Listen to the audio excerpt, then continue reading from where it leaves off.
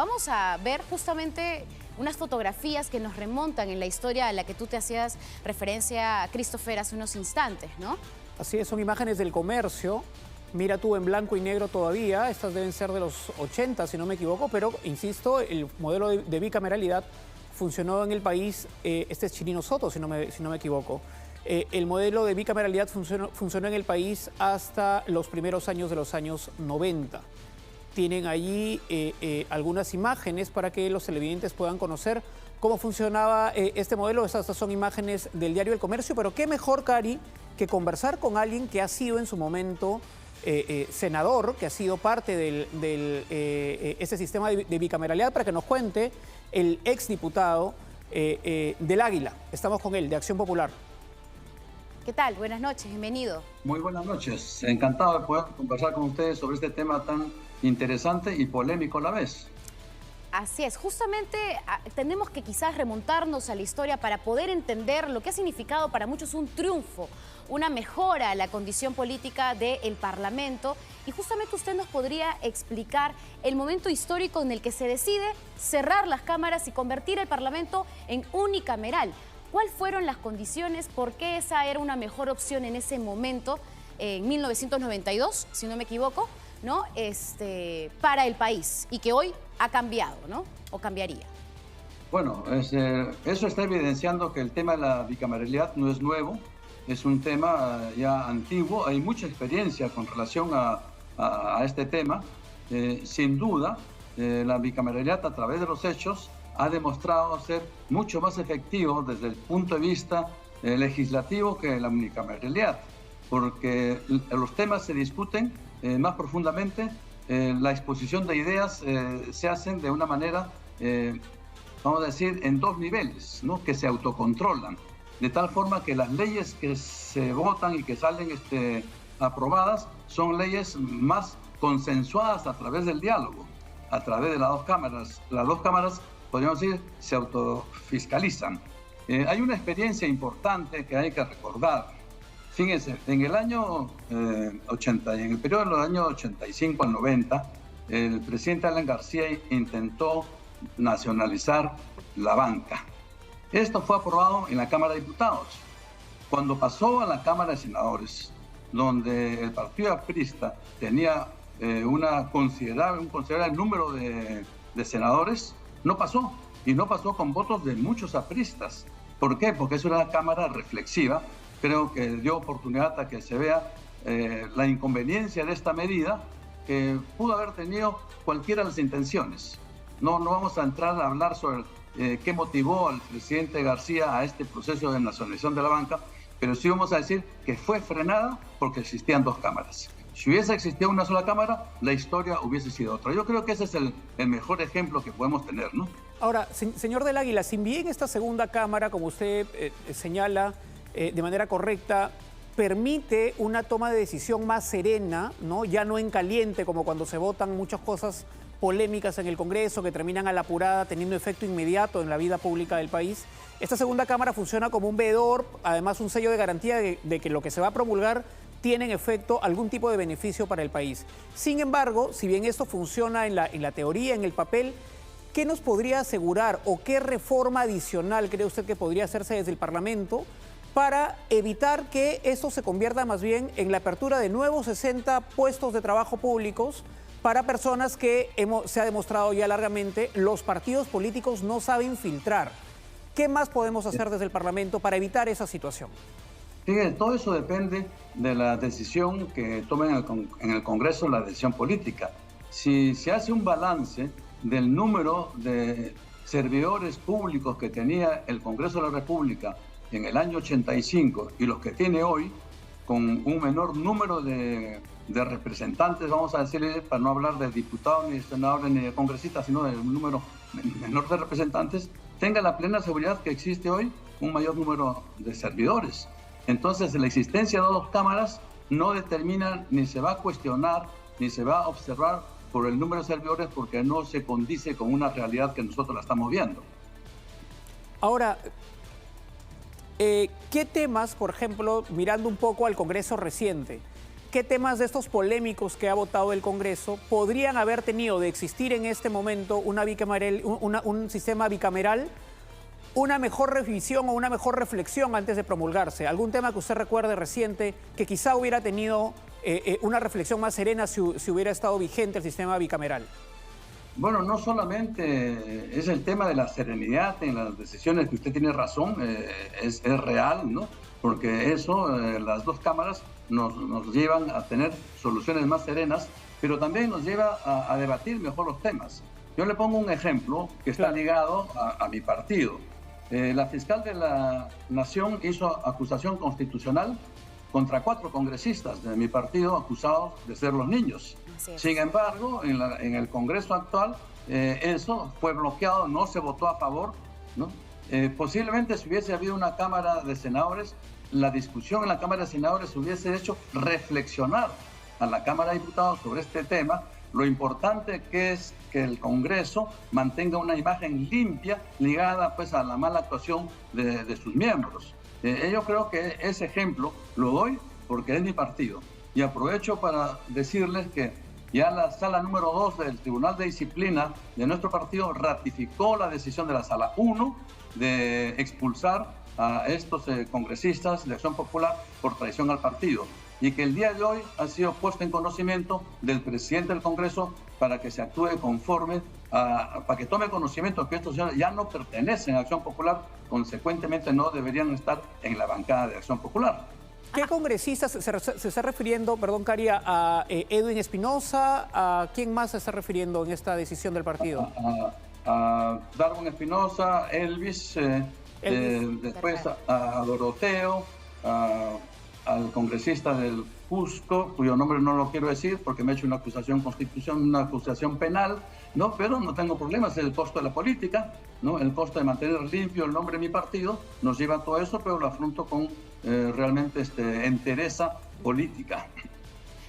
Justamente para detenernos solamente un momento en esta noticia que usted nos acaba de dar en exclusiva para Buenas Nuevas, Malas Nuevas, ¿qué es lo que va a suceder? ¿En cuánto se tendría que ejecutar? Porque entendemos que los congresistas se resistieron, apelaron y hoy con esta segunda instancia, ¿hay otra instancia en la que ellos puedan apelar o ya deberían mañana no ser parte más de la bancada de Acción Popular?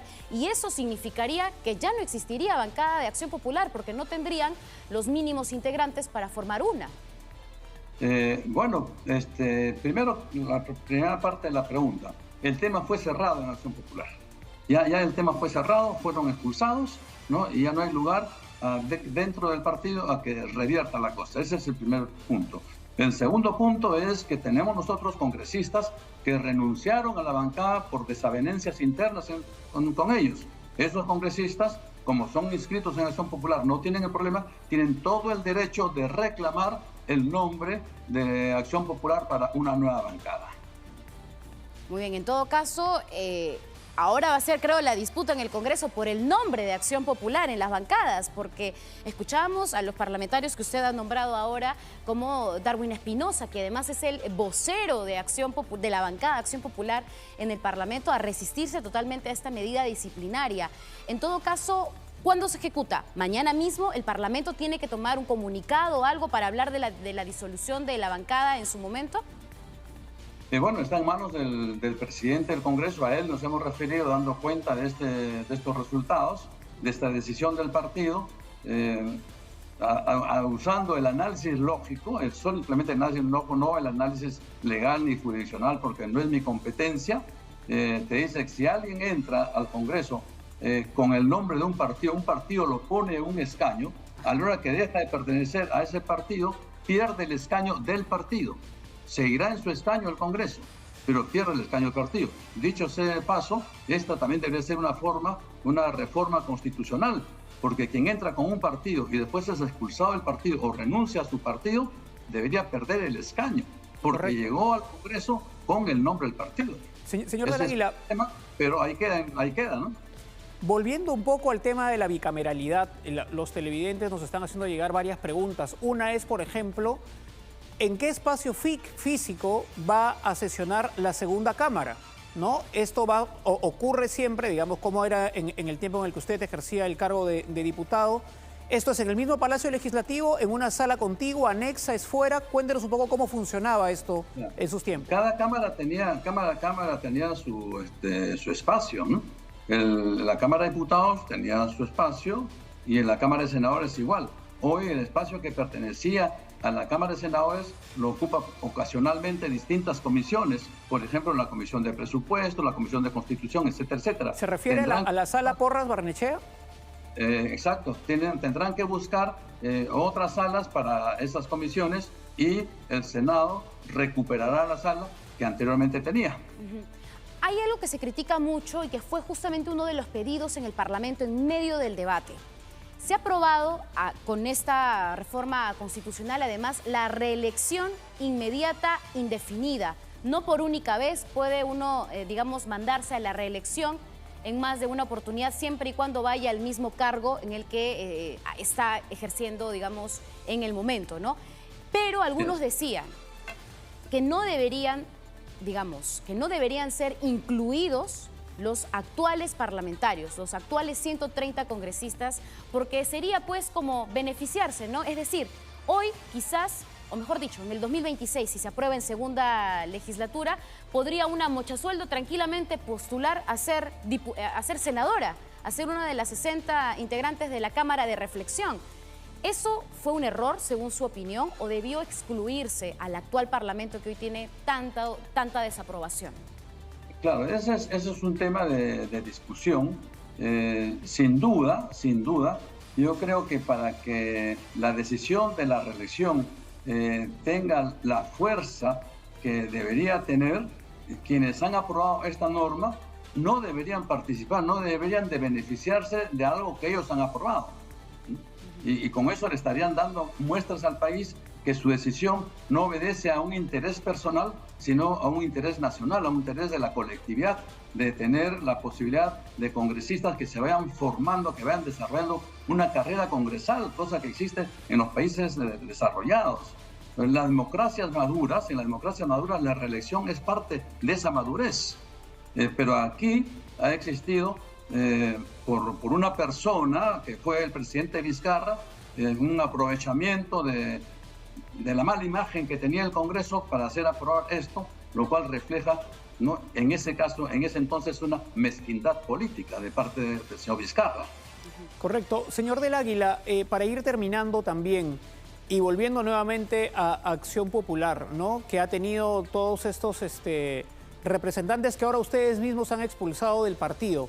¿Cuál es la reflexión sobre cómo fueron elegidos? Porque ahora que van a haber 60 espacios nuevos en la representación parlamentaria, hay mayor posibilidad, no solamente para Acción Popular, para todos los partidos, de que puedan incluir allá a sus representantes. ¿Qué reflexión hace Acción Popular sobre cómo fueron elegidas estas personas que ahora ustedes mismos han votado del partido? Yo supongo que son capaces de asumir algún tipo de algún costo político por la decisión propia de la Lampa. Su pregunta es interesante y me lleva a darle una respuesta, no a manera de excusa de ninguna manera, ¿no?, sino a manera de explicación, ¿no? Fíjese, el partido ha estado 8 años sin dirigencia.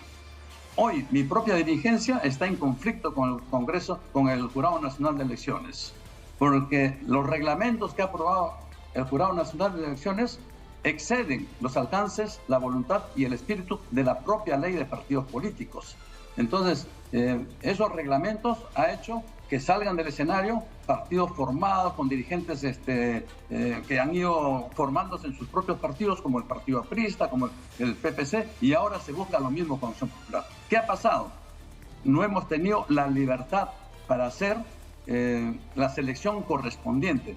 Fíjese, cuando el Jurado Nacional de Elecciones no tenía las facultades que hoy tiene, los representantes de Acción Popular, ya sean congresistas o diputados, fueron ejemplares porque eran bien seleccionados democráticamente al interior del partido, no eran a través de un dedo, sino elecciones internas. Acción Popular participa con un proceso electoral de sus candidatos de representación hace más de 30 años, un militante, un voto. O sea, no es la cúpula la que elige, son la propia militancia. Bien. Pero en este caso han habido infiltraciones que no nos han permitido trabajar y bueno, y tendremos que arreglar estos problemas con el Jurado Nacional de Elecciones, ¿no? Se ha convertido en el dueño, el Jurado Nacional de Elecciones se ha convertido en el dueño de los partidos políticos. El presidente del jurado y el señor director del registro de organizaciones políticas, señor Fernando Rodríguez Patrón, son los dueños de los partidos políticos. Ellos deciden quién es el secretario general, quién es el personero, etcétera, etcétera.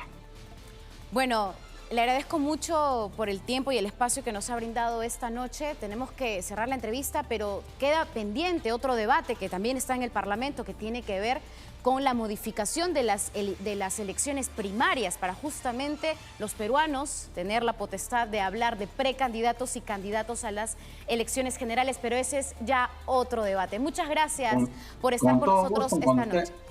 Cuando ustedes lo consideren conveniente, con todo gusto. Abordaremos ese tema. Gracias por estar con nosotros. Cari.